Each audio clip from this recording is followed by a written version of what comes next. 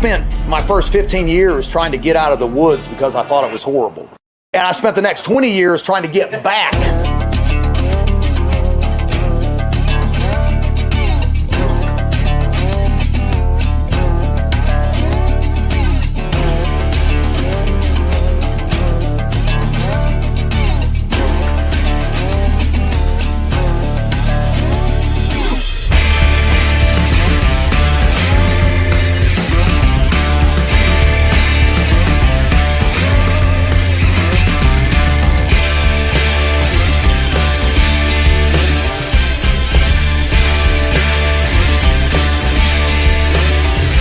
The truth of the matter is we need to be well-rounded individuals like our forefathers were.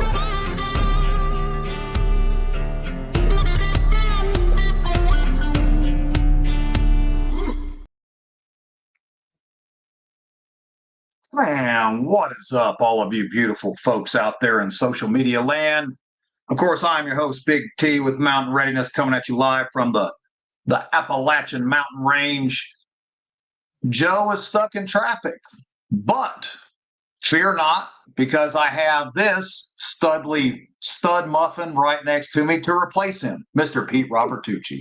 You know, Pete, thanks for having me, man. I know. Listen, if you hadn't have told anybody, they would have just thought they were looking at Joe. I know it. You know, we got the same physique. Right. You know, we're both not even close. Tan, cut, muscle. I mean, it's uncanny, to be completely honest. It's like, it is. Down to the voice. The guy. Everyone. I hear everyone's got a twin. I guess me and Joe Ted-Eye are twins. I guess, at least in my mind. It right there. I mean, you know, hey, as long as you got to be, confidence is number one key, I think, in life. You have to be confident. You can't down. So yeah, and you know, tonight. Of course, we're at a new time just for tonight, guys. You know, I felt bad about overshadowing the whole Trump Elon Musk thing that's happening at 8. You know, I didn't want to knock their numbers down. So I was like, you know what? I'm going to be the better man, since they completely shit on Mountain Readiness Mondays with their 8 p.m. Eastern time that they threw out there. You know, and we'll be the better person. And we'll roll at 7, just because that's how we are here. So, yeah, that's horrible. Yeah, you guys know why we're on at 7. I mean, them some power hitters. You can it's hard to trump those guys. Horrible jokes tonight. Horrible jokes. We got Will in the house, Russ and Teresa. Let's see, Boat Ricks. I'm not sure who it is, but new person. Welcome. Glad you can make it. Sandra, of course, is with us. Guy, Terry, welcome all of y'all. Glad you could come jump in and be part of this. Pete, for all if there is anyone here, I think this is mostly the Eden Army that's on here, to be completely honest. I think everybody knows you, Pete.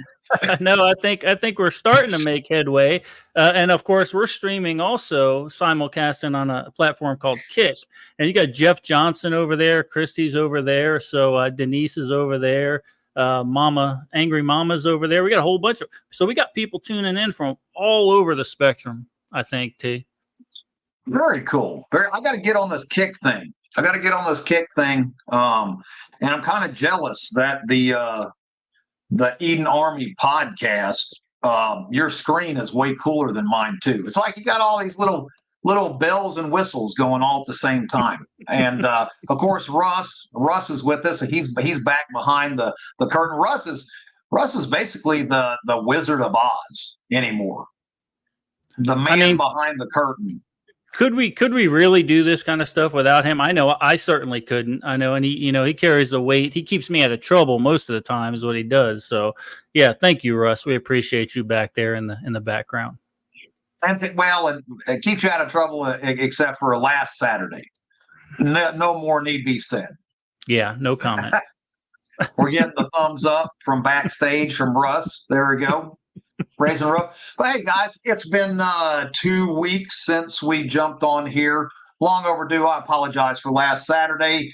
To be completely honest, I was exhausted, beat up, beat down. behind. I actually went to Joe's Wetsy course, 3 days of next level awesomeness. I will tell you that, guys, if you want some crazy training, which is what I'm about, then check out Spartan Americana. All right, SpartanAmericana.com. And he puts on these classes, 13,000 square foot CQB shoot house. Place had like over 40 rooms, and they actually laid this stuff out like actual floor plans of houses. So we had like a regular house, then they had a double wide all set up, which I can tell you that double wides where they all join together are difficult to clear. I'm just going to throw that out there. There's about 12 doors all at one spot, from every angle. And that was a mind trip. But yeah, that was what it came down to. I was just beat all up, and the goats needed to be moved and taken care of. And I was behind all weekend. But here we are. Here we are 2 weeks later. So if there is people out here that does not know who Pete Robertucci is, Pete is, of course, retired firefighter, firearms instructor, a man of mystery, an accomplished writer, 3 Days to Eden, the trilogy, and when's the next one coming out? I might as well be like everybody with Chris. When's the next one coming out? So actually, we are writing a spin-off, and I'm completed with that gun. Well, I told the publisher I'll be done this week with the first book in the spin-off series. So it's happening. It's happening. And the Eden series we're working on Audible. So that just got finished up today. So we're putting a little bit of finishing touches on it. So those of you that don't like to read, like myself, when I'm driving down the road, you'll be able to listen to the entire series on Audible, which is kind of cool. Audible. I can't bring myself to do it. I feel like I'm cheating. And I get it. You're driving. You shouldn't be holding a novel up, driving down the road. Yes, right. But I'm not ready to pull the trigger on Audibles yet. I'm afraid that if I do, though, then that's all I'll be doing is listen to Audibles, and I've got a lot of stuff going on. So, but that's awesome. Now, you will be at Mountain Readiness, and we finally conned you into teaching a class. Finally, we're going to get Pete from behind the booth and out there on the range, out there in the general public, sharing his knowledge and skills. And I believe it's basics for pistol fundamentals is what we're going to do, and dry fire, correct?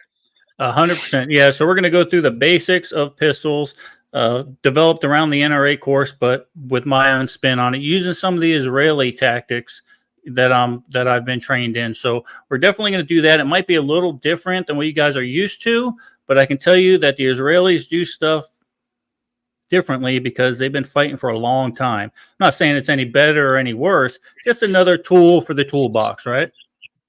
Exactly. And really, I mean, when it comes down to training, yes, there is bad training. All right. We don't want you guys out there racking your Glock off of your flip-flop and flipping it up in the air and something ridiculous like that. But if it's an accomplished instructor and they're safe and they're a solid instructor, I don't think there's such a thing as bad training. I think here's something that I found with just CQB alone. If you're a big dude, which Big Tooch is, so am I, and you're running a 16-inch M4, those doorways are tight. And so tell me if I'm wrong. Coming through there is a different world for the slender dude, which, hey, Seth, I see you out there. Seth was one of the slender dudes. I, however, was not. And pieing through that doorway and moving through there, if you catch it the wrong way, you are eating that M4. The end. Yeah, I mean, that you learn real quick how to compress your firearm when you're big guys like us trying to get through a 30-inch door, right? I mean, it's just not. Look, I mean, it's not going to work. So you certainly you learn to compress. So there's and that's that training thing I always like working with tactical rifleman Carl. those guys, that, and Joe as well. Joe, the same thing. He's like, this is how I do it. There's many right ways, but this is my way. Mm-hmm. And so there's more than one way to get to the finish line when we're doing stuff like that. So absolutely check out different training. What would be the major difference that is there a major difference on the Israeli? Because I have not trained anything when it comes to Israeli. So the way I train a lot of stuff now, you did your CQB, and we'll do single man CQB, but we practice what we call limited penetration. Okay. Because you're by yourself. You're not stacked up in a team, right? So you can expose yourself to every angle in that room, or they call it the fatal funnel, right? When you get in that doorway. Right. So the way I teach CQB, especially when it comes to single man, which is terrible to do, but if you have to, is I do a very limited penetration. You don't spend hardly any time inside of that room. I'm looking, I'm peeking, I'm shooting a bad guy, or I'm going to the next bad guy. That's just the way it works. So it's a dynamic method, but it's a little bit different. And there's a lot of Israeli instructors out there that are teaching it a bad way, and they put out videos and they look just ridiculous in their videos. That's not the way we do stuff. So there was a video out, and I was like, "Is that Pete?" But it actually wasn't. It actually wasn't you. There is quite a few. How many peaks are acceptable in the world of CQB, Pete? Look, here's the deal, How man. many peaks? Look here, and I've trained with this guy that you're talking about. A super nice guy, and you have to understand everything in totality, right? T. So his method. No. Was active shooter. He's teaching active shooter while the active shooter is engaged, not with you. So that's what his method was teaching. And unfortunately, he shows brand new students trying the technique, and it just looks not so good. And it's rough. Whatever. It's rough. Yeah. Here's what I'm going to say though. The peak thing, there's a lot on both sides about that. Even doing one peak, right? They're like, hell no, you don't never do one. Here's where I'm at. Once again, don't knock it till you try it. Joe said he said, I'll stick my head out and take a peek, and I'll give you guys $100 if you can hit me. You can't do it. Right. It's too fast. It's too fast, So and the way he did it, I can see how it could be viable for hey, you at least know what you're going into. Yeah, you give them the heads up. No pun intended on that either. But, right. That toolbox, nuggets in that tool, the little nuggets of knowledge, right? So, but yeah, Mountain Readiness, Fallout, of course, coming up October the 18th through the 20th, guys. We're going to be doing that there at the Van Hoy Family Campground in Harmony. Hope you guys can make it. Pete will be there doing. Are we going to do one a day, Pete? Is that what we were doing? We'll do whatever you sign. Whatever you sign me up for, that's what I'm doing. No, well, not quite that.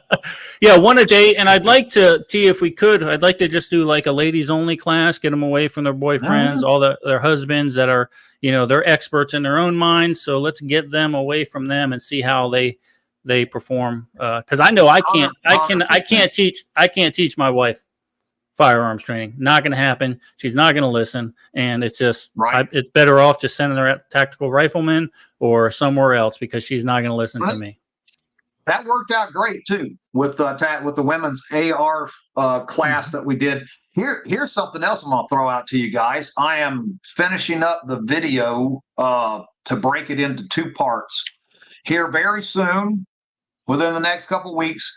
If you sign up for as a subscriber for Mountain Readiness, we're going to give you access to that content only for people who are subscribers of Mountain Readiness. And on there will be the all women's AR-15 class. If you didn't make it, you can watch it. Still a lot of awesome stuff that you can learn from that. We also have the Redmond salt, the medicinal clay class that's going to go up on there. We have the Daniel Salatin chicken processing start to finish video. I think that's a couple hours right there of the full from raising to dispatch to processing.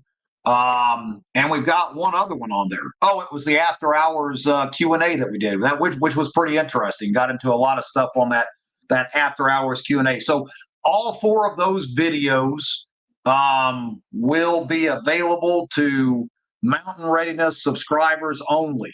And just because, we want you guys to have that content for being part of the team. So I wanted to throw that out there. I'm going to throw that up there. Let's see here. Will, were you present? Yeah, there we go. Sign Pete up for waterboarding. I think he's referring to last May. Did you see that?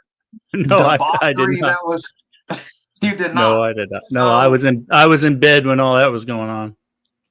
So it appears that if you bring an inversion table for Chris Weatherman to use for his back, that on the live stream, it will be utilized as, well, it wasn't called waterboarding because they weren't using water. I think they were using like Coke product. I don't know what all they were using. It wasn't water. And so, yeah, I think that is what, let's see, it's not waterboarding if you use diesel. Exactly, Patrick. That is exactly right. No one used diesel. It was something else that they were using. I think it was tea. But yeah, that's what happened right there on the live. Well, Sue got tea in his face with a cloth over it. Chris did. That's the kind of craziness that goes on at Mountain Readiness, guys. So if you're into those after hours extracurricular activities like that. So Pete, tell us about your book series. You also have survival books, some manuals that your book series is a survival book in itself, but you've actually wrote some manuals, survival manuals now that are available. Tell everybody about that stuff. Yeah, so we started a little survival series, and it's really these were SOPs or standard operating guidelines that I had in my mutual assistance group, right? So I took that information I already had for the most part and just went ahead and put them out on Amazon. So we've got one right now, I believe is on water purification. And then, of course, on our website, we do like mandatory minimums for for my group of guys, what are my mandatory minimums you need in your bug out bag? What are my mandatory minimums you need in your IFAC? Okay, you can add more, of course, but if you're going to hang out, if you're going to be a part of our group, our mutual assistance group, you have to have these items or something equal. So I just compiled those and put them together, and those are available on Amazon. Just look up Pete Robertucci, and you'll find my whole collection of stuff. All kinds of good stuff. Now, if I'm not mistaken, you had some controversial material regarding your IFAC. Was that not? Did I not see that here a while back? Something about you were going to make a lot of people upset. Let's make people upset on here. I did not watch it, Pete. I'm sorry. Okay. I did not watch it, but it's way better if I hear you say it in person like this. So here's the deal. I've been a fire medic for a long time. And I don't know if you know about fire departments, but they don't buy the best materials. They buy the lowest bidder. And I started talking about tourniquets. Now, with that being said, tourniquets are a life-saving device. If you can afford a go-to-hell tourniquet, by all means, buy a go-to-hell tourniquet. Buy the expensive one, 100%. But if you can't afford an expensive one, buy a cheap one. Buy a cheap one. Buy something. Look, we've been tying stuff up with belts and string and sticks for a long time, and they've been working. But with that being said, I went through 15 years of being a medic, and I've treated a lot of gunshot wounds. I've treated a lot of stuff with these cheap Chinese tourniquets, and I've never had one fail on me. You never broke one. Never broke one. So you're saying Cat 7, of course, if you can afford that Cat 7. Yes, 100%. If you can afford it. But look, don't not have one just because you can't afford it. Buy something. Okay. That was the controversy that got me hated by the internet medics of the world. So blew up. Yeah, they did not like that. And just some of these pre-manufactured IFAC kits that all parts and pieces don't fit everybody. Now, if you put an NP in somebody, that's the thing you put in your nose to help somebody breathe. Those are different sizes. I'm going to take one that's a different size than my daughter, right? So when I get when someone gives me a 28 French NP in my IFAC, and I try to stick that on my daughter, guess what? She's going to be like, nah, not going to happen. Okay, it's not going to go in. I don't care how much lube you put on it. It's not going in there. It's not happening. So I touched upon some stuff like that, and boy, they don't like me anymore. Well, and that, I think when it comes to anything on the internet, you just can't make everybody happy. Somebody gonna get mad and hate on you. I make these posts and I share posts, it's part of it. I share posts to all kinds of different social media platforms. And I swear there's always that one guy. Why are you spamming us? Why you put this on here? It'd be like, it literally says uncensored, off-grid survival, post whatever you want. I'll put it on there and they'd be like, why are you spamming? I used to get into the arguments. And I was like, you know what? I'm just going to start blocking these people. And that's what I do. I'm all about a civilized discussion. If that even exists really anymore, especially with those type of people. But I will say that it's just not worth my breath anymore. I think I only have so many breaths in my life that I've got left, and I'm not willing to give any of them up for idiots like that. You're a better man than I am, because they get me. They sucker me down into that rabbit hole, and I just lose my mind. But I'm learning a few things. Weatherman told me Weatherman and Horton. They told me stop reading reviews. It's not going to help you reading your book reviews. Don't do it. And I was getting away from that a little bit, but I can't help myself, man. I can't. I don't know what it is. I have the same issue. I've just, but here in this past, actually, it's just been the past few months. I was like, you know what? I got way too much stuff to do today to engage with this idiot who claims to be a homesteader and doesn't believe that you should own a firearm because that's against homesteading. I'm like, I just don't have it. I don't have it in me. I don't have the time, the patience. And I end up wanting to go through there and just strangle that guy out, before it's all said. So, no, I just got to leave it at what it is. Let's see. What Patrick said, gear snobs are the worst and the most likely to not use their fancy gear. Amen to that. There's something to be said. And that's it. I have zero. I put a tourniquet on once, and I did 5.5 years with the fire department, but half the time the medics were already there with us. So, that wasn't any, we didn't have to throw tourniquets on, but I have no way of saying either way. I've not had, just practicing, I've not had any of the cheap stuff break. Not to say that it won't, but I guess what you're saying, a cheap one is better than pulling your belt off and trying to make that into a tourniquet, right? That's the point I was trying to make. Don't let the cost of some of this stuff stop you from not having something, right? I mean, I get it. And Jeff mentioned over on Kick, he said he bought a lot of that cheaper stuff, and then as he could afford it, he just upgraded. There's nothing wrong with that. Nothing wrong. Switch it out. Yeah. Or, here's something that everybody forgets about. So I may be a little bit of a gear queer. There you go. I said it. It's hard for me. I love gear. I have gear laying all over the place. I'm like, do I really need 4 plate carriers? Well, the other 3 aren't this color. This one is Coyote, and the other one's Digitech, and the other one's Woodland. I have to have all these things. So if you can do it, right? Right, exactly. But as you rotate out your quality gear, because what is the number one rule of the fire department or LEO as well? What is rule number 1, Pete? It's life safety, right? I mean, is that what you're talking about? Self-preservation, right? Absolutely. Yep. Self-preservation. You don't run into a fire. Doesn't matter what you hear in there unless you know you can at least a good chance of getting out. If it's completely engulfed in flames, don't be the hero. You being dead doesn't equate, right? Yes, yeah, so we got a saying. What we stuck in my mind in fire school: we risk a lot to save a lot, right? Yeah. So if it's a fully involved structure, I know everybody's out. I'm not going to risk my tail end to save somebody's house. Sorry, it's not going to happen.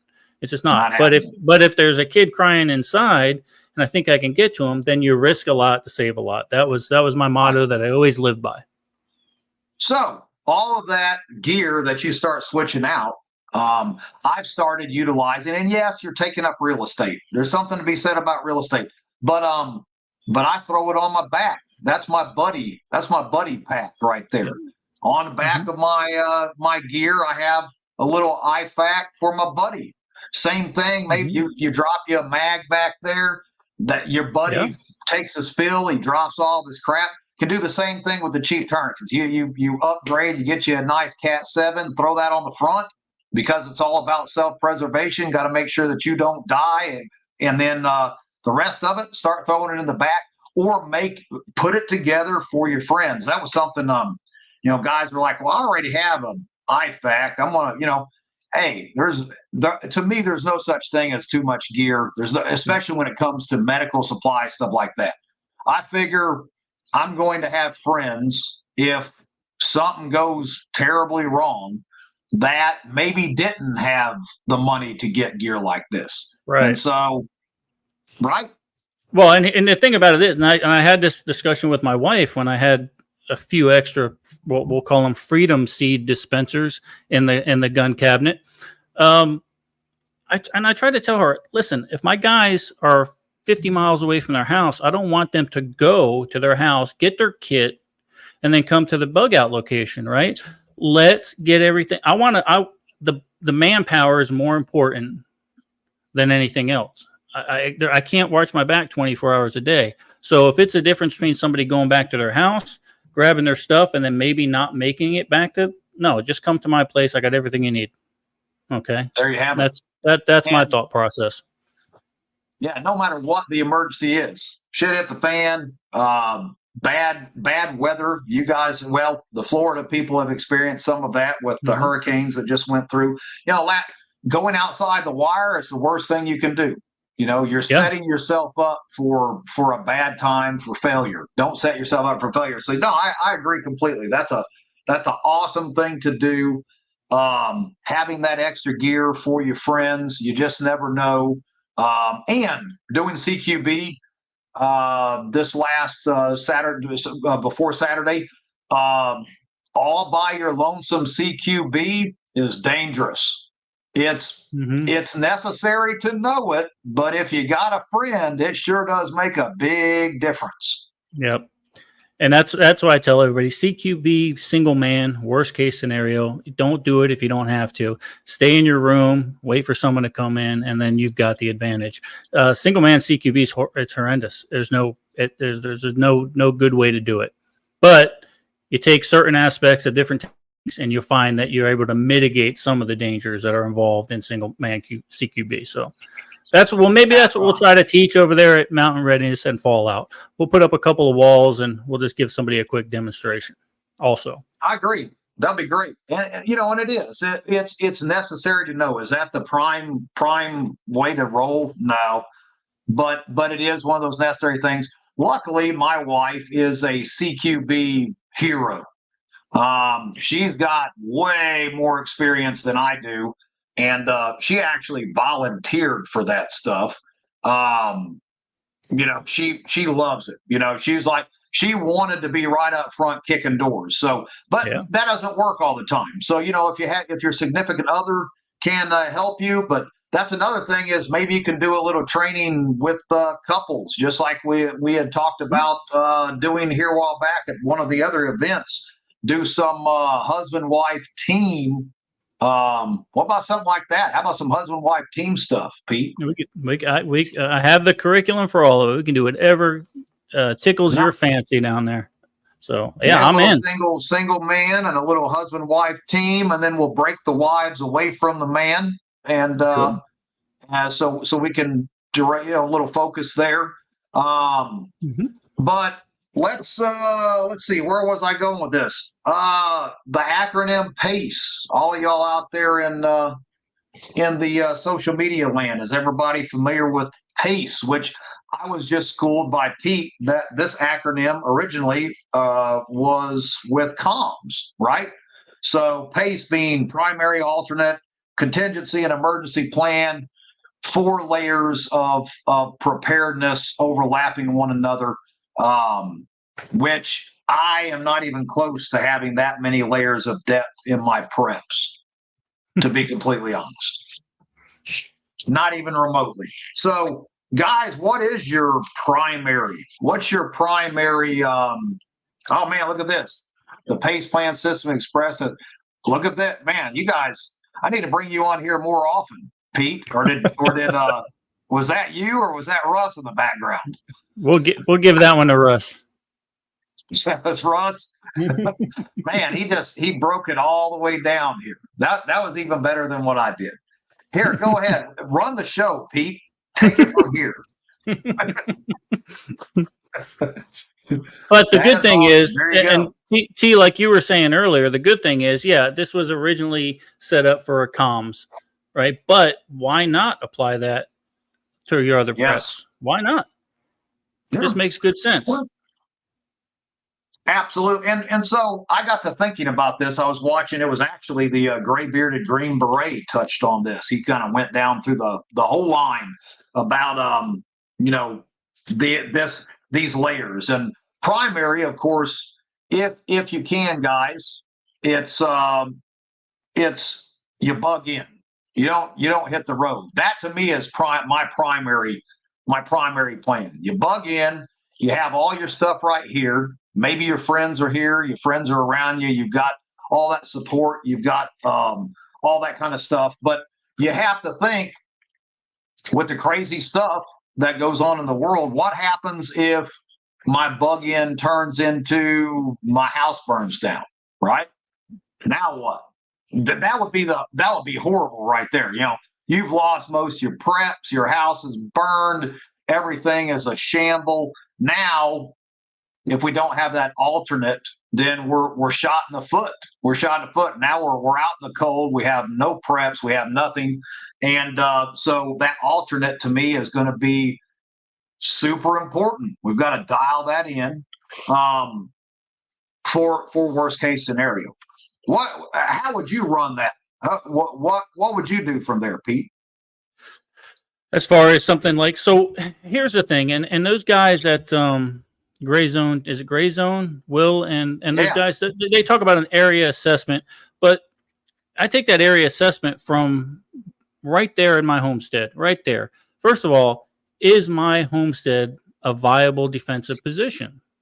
Now, knowing things the way I do, I know that mine is not. It's just not. Okay, I gotta come to that realization. So my primary goal for a minor event, 3 weeks, hurricane, whatever, I'm going to shelter in place. Sure, why not? But as soon as I realize that that crap has hit the fan, then I need to go to my alternate plan, which is my bug out location, which is and that's ideally is where the rest of your team should be, right?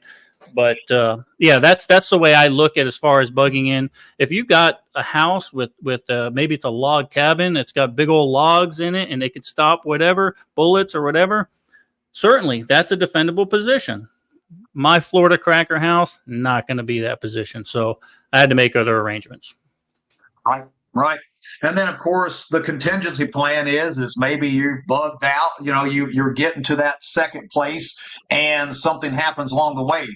Now we got another layer to it. It's just the prepping thing never ends. It's just layer on top of layer on top of layer on top of layer. What if, maybes? I'll tell you something that we're doing at Mountain Readiness that I am super excited about is Wes Hightower with Ford Observer Gray Zone Activity is going to be doing a class on caches.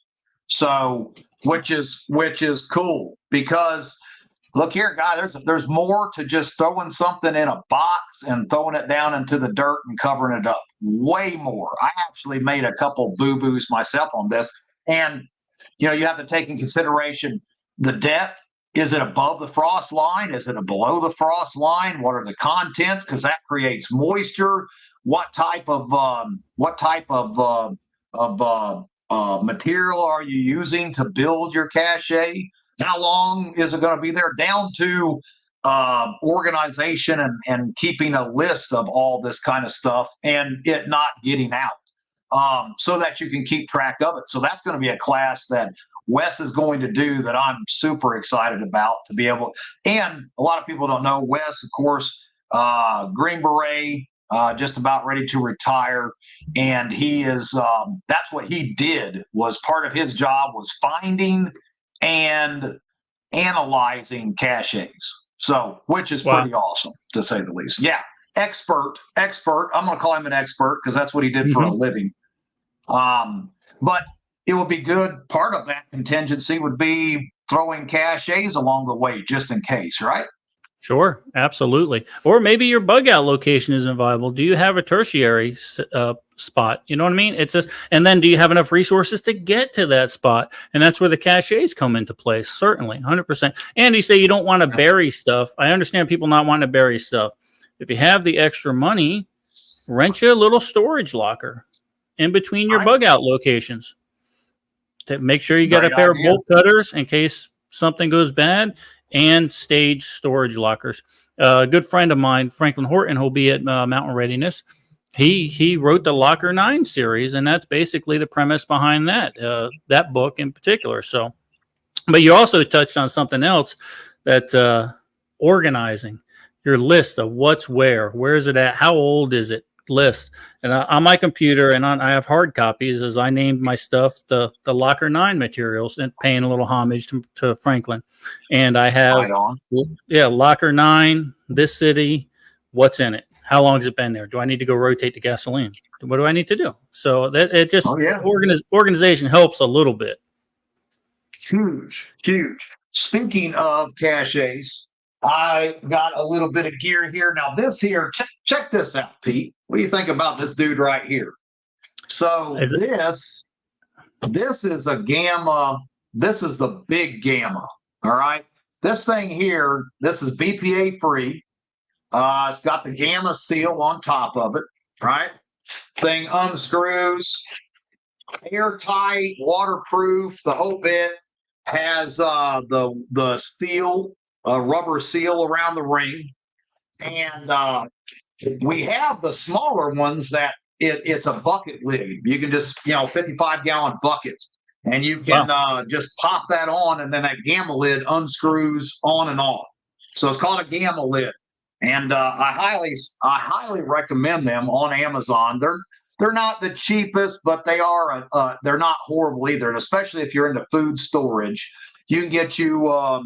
We talked about it quite a few times on here. 5-gallon food grade buckets, and you can get these Gamma lids, snap them on. These things spin off, but this one here we actually got through PetSmart, and it will hold a 55-pound bag of dog food. Wow. Like, this thing's huge, dude. Look at the size. And they interlock, stack on top of each other. So, guys, check out PetSmart. They put them on sale now and again for about $35. Chewy, my bad. Chewy.com. I heard Amber yelling in the background because I didn't say it right. She keeps up with all these dog sites, and, because our pets are like royalty. But Chewy.com, you can get these things for like $35 when they're on sale. And for me, man, you can fit a lot of stuff in a waterproof container like this that you can't buy PVC that big and glue it all together yourself. If you do, it'll cost you way more than $35. Yep. So I thought that was a pretty awesome thing to have laying around the house. How are you on food preservation? Do you do the buckets, Pete, or do you run a different direction? No, I don't do the bulk buckets, though, because more than likely I'm never going to open up a 50-pound bag of rice, right? I take them, my rice, and I mylar, and then I put them in a bucket, much like you have there. I know it's a little bit of redundancy, but look, food costs a lot of money. You don't want it going bad. But what I like about that, T, is I can store that at my house, and in a matter of minutes, we can get an assembly line, load them onto the trailer, and we're heading to the bug out location, right? So I'm not carrying big old garbage. Yeah, I'm not carrying big old garbage cans or anything like that.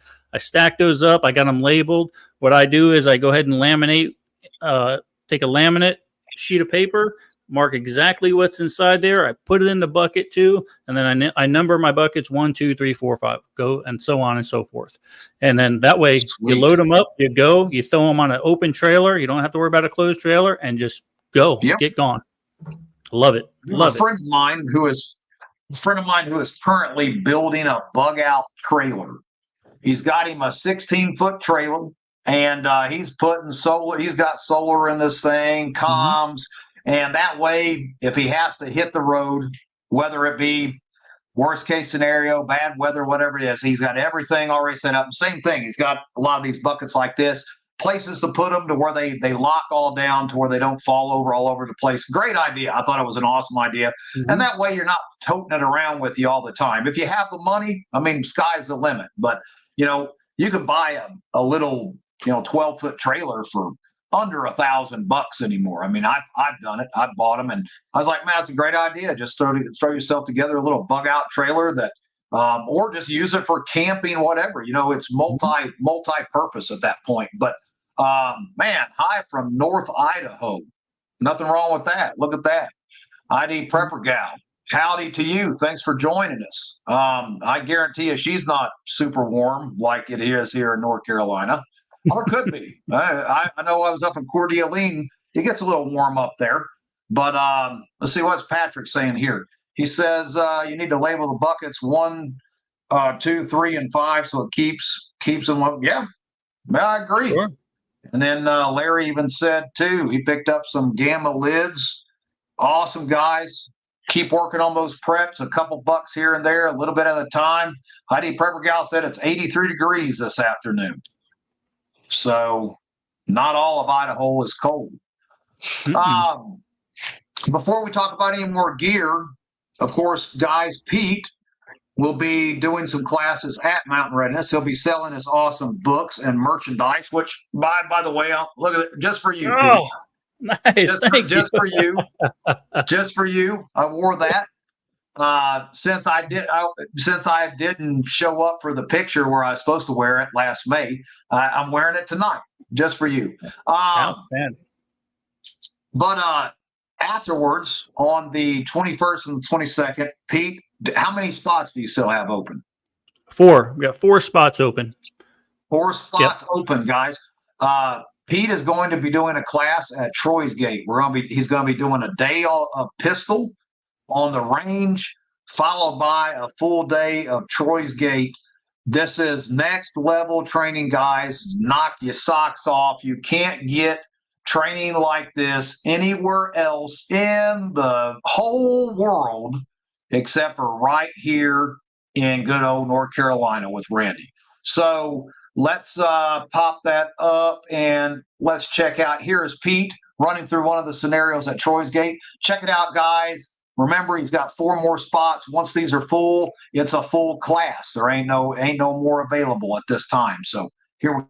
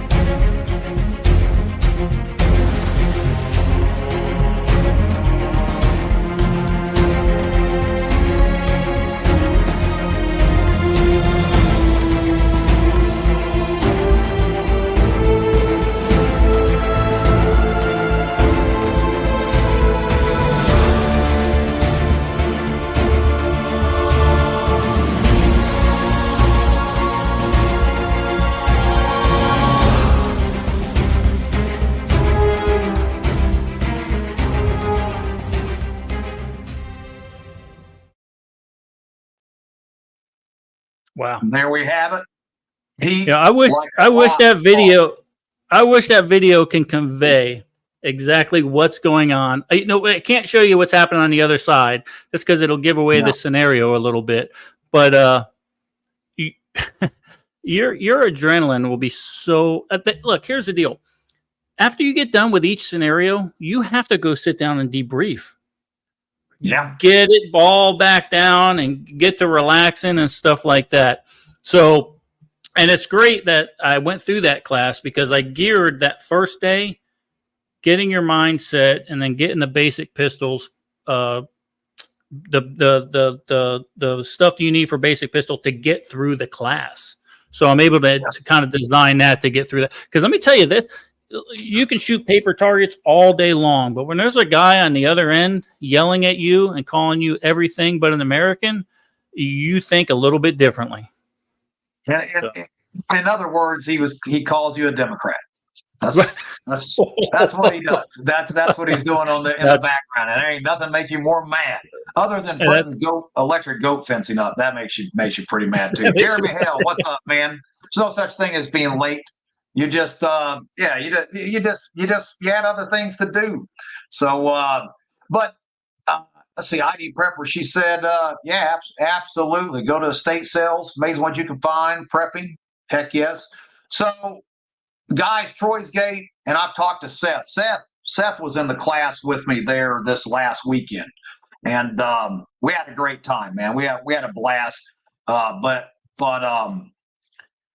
there is something when we talked about Troy's Gate. I talked about Troy's Gate with the guys there at the class a lot because there's not a bunch out there on the internet about this place, guys, because it just started really letting civilians take part in this training. This training was geared for 3-letter alphabets and SF and MARSOC and CAG and all these groups to get the train from the shoulders up, right? How do you train your mind to be prepared for violence like that? And that's what Troy's Gate does. So I'm not even going to say any more about it because nothing we can say, just like you said, Peter, there's nothing that we could say to really describe what you will experience at the Troy's Gate facility without you experiencing it for yourself. There's just no way to explain it. And so 4 spots left. Jump up there. Did you drop that link for the class, Russ? I thought I saw it earlier. For just folks that are contact me direct. Mm-hmm. And then we'll get you signed up. Awesome price. 2 days of training, next level training. Can't get anywhere else in the world. So don't miss that, guys. And you make a week of it. Friday, Saturday, Sunday. Come hang out at Mountain Readiness. Your ticket gets you. It's all inclusive. You get all the classes. We're going to have some really good classes going on for this fall. Plus, it's the fall in North Carolina. I mean, it's gorgeous. The weather's perfect. The campground, 106 acres, plenty of room to stretch, to breathe. We'll have food. We'll have games. We'll have campfires. We'll have waterboarding, possibly. Just depends on if it ends up like last May. We'll see what happens. But gear as well. Here's something. Check this out, Pete. See what you think about this. So this right here is it's made by Summing, Suming. This little dude here was only about, I think, $18 on Amazon. It's a plastic trough that is made to sit on your nightstand so that your pistola indexes sets here, pistol, the handle up, and then you can fit 3 mags indexed right next to it. Beautiful. So I am horrible about sticking my piece on my nightstand, and then depending on, I'm one of those, I don't know about you, Pete, but I flail all over the place, arms. I even knocked stuff off of my end table. It's shameful. It's shameful. And so, last thing I want to do is accidentally knock it even to the other side to where I think it's right next to me, but it's not. So this right here even comes with little sticky adhesive stuff here. And you can put it on the bottom and stick it right down on your end table and have that thing indexed right there to when your hand reaches over, your pistol is setting right ready for your hand to grab onto it. I thought it was pretty awesome for $20. Yeah, love it. And so simple. And it's something we don't think of. Why didn't we invent that, T? I have no idea. That's why I'm middle class. That's why I'm a middle class blue collar guy and not filthy rich, because I didn't come up with that. But yeah, guys, I thought that was awesome. This is let's see if I can just throw that where you can see that.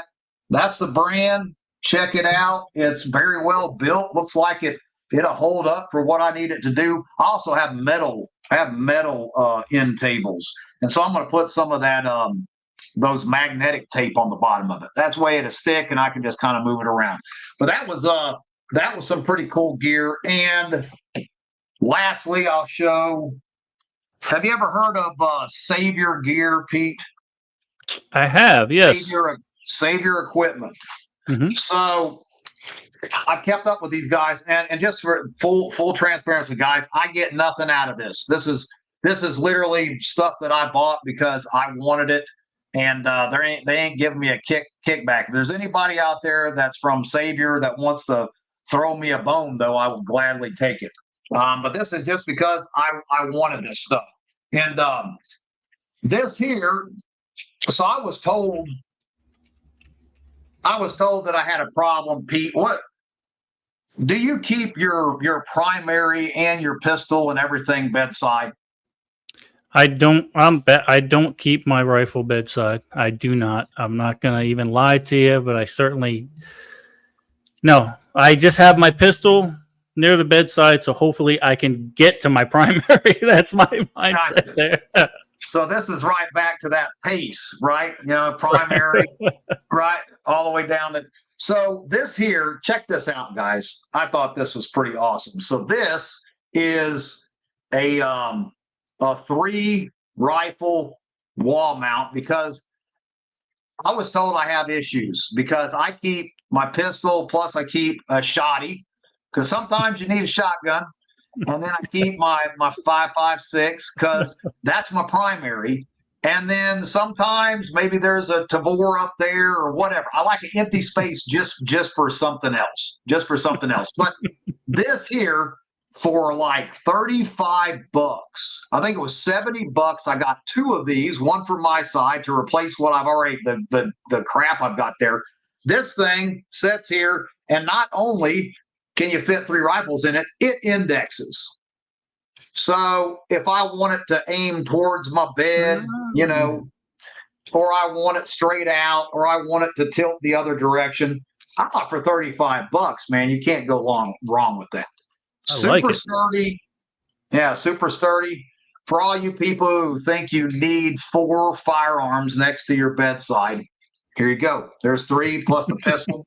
And I know people was like, oh my gosh, I'm getting off this channel. This guy is a nutcase. I like options. I don't know about you. I like options. I'd be like, I'm feeling 12 gauge this morning, or I'm feeling, or maybe it's an M4 kind of night. Sometimes you need options. Like, it's like shoes to me. Knives and pistols and rifles, they're accessories. I like to accessorize. Sometimes I want them to match my shirt, match my pants, and they're Homestead Medical. Hey guys, we got Chuck with Homestead Medical. Chuck Peoples is going to be there at Fallout as well. Do you know Chuck, Pete? I don't think we met. I'm so bad. I don't leave my dang table at these things, and I need to go learn some stuff and meet.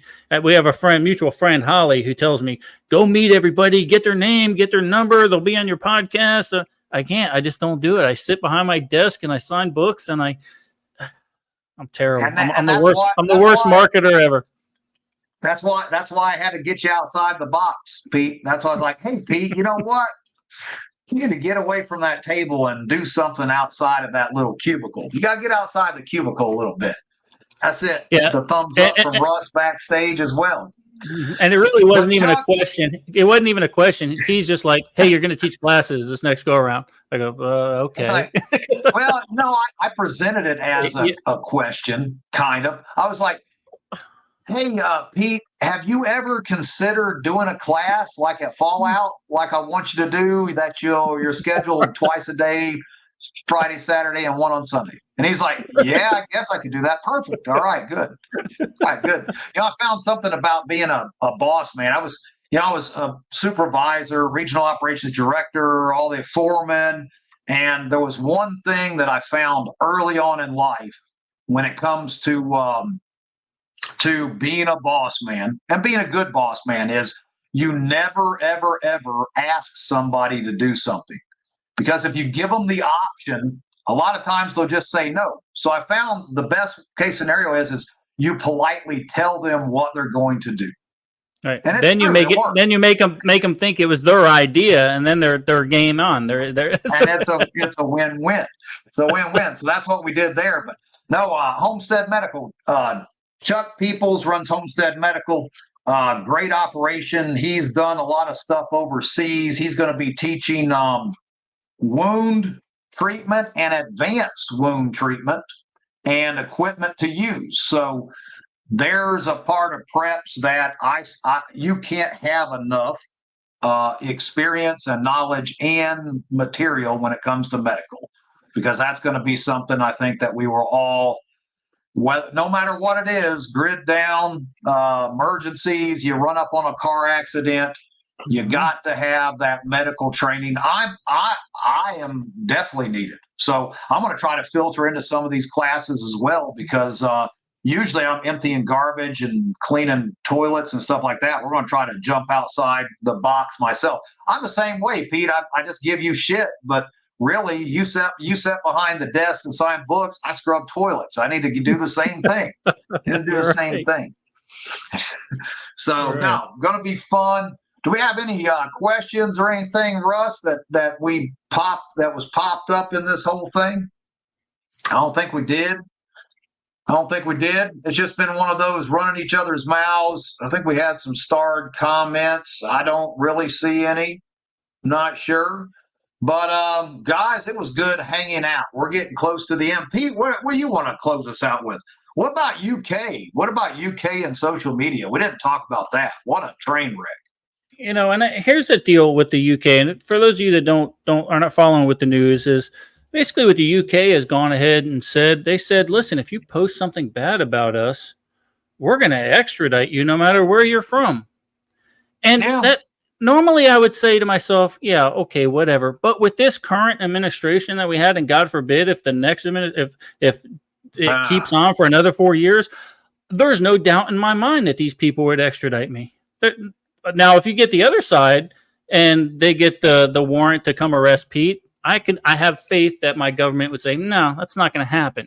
But with this current administration, yeah, it could happen. It really could. Can you imagine putting, I'm telling you right now, Pete, we're all going to the UK if the administration that we don't want gets in. We're all taking a trip. Yep. This whole network here. I've always wanted to see. I don't know if Gray Bar Hotel is really the way to go about it, but take it out you can get it. Right. We all have our cross the barrier.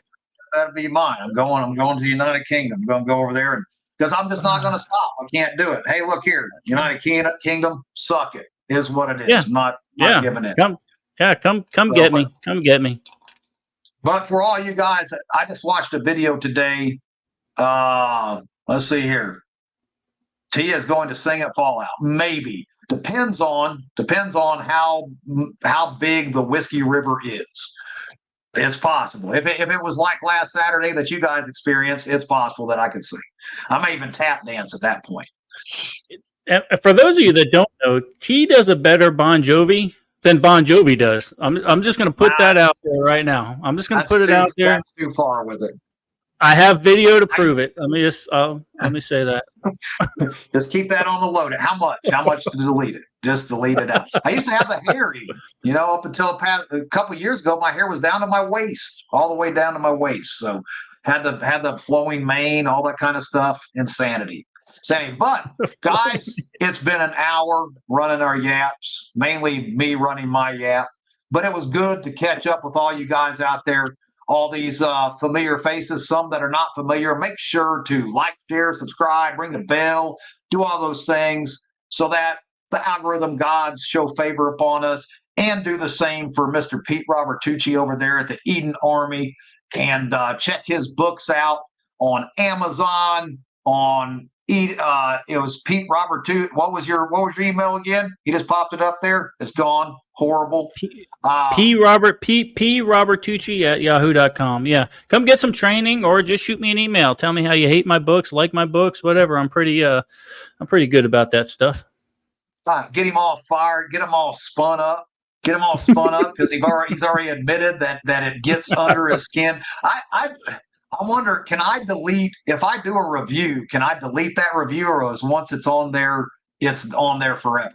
It's there. It's there until, Okay. you look, once something goes on the internet, it's there forever. I was like, man, if I could delete it afterwards, I'd get on there and, throw some really messed up crap on there and be like, hey, what'd you think about that review there, Pete?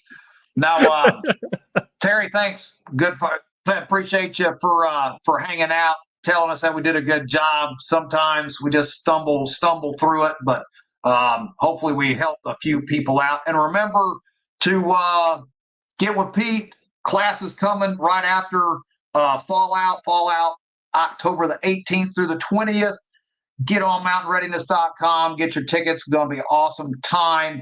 And remember, Stump Knockers, because I'm not on top of Stump Knockers now because we did the 7 o'clock. Jump over there. That's happening there. Stump Knockers to test those comms, which I have not gotten myself to the point of where I need to be on that either. Pete, roll us out of here, man. What you going to want to end it with? Guys, get training. It doesn't have to be with me. Any training is good training. So get out there and maybe instead of spending $1,500, $1,800 on a brand new AR, how about dusting that old one you have off and get some training? It'd be well worth your while. I promise you that. Amen. Amen. There you have it. Straight from the Tucci's mouth. Get training. Come October, get training. Stay, get some more training. And remember, if you're going to move with purpose. We'll see you guys next Monday.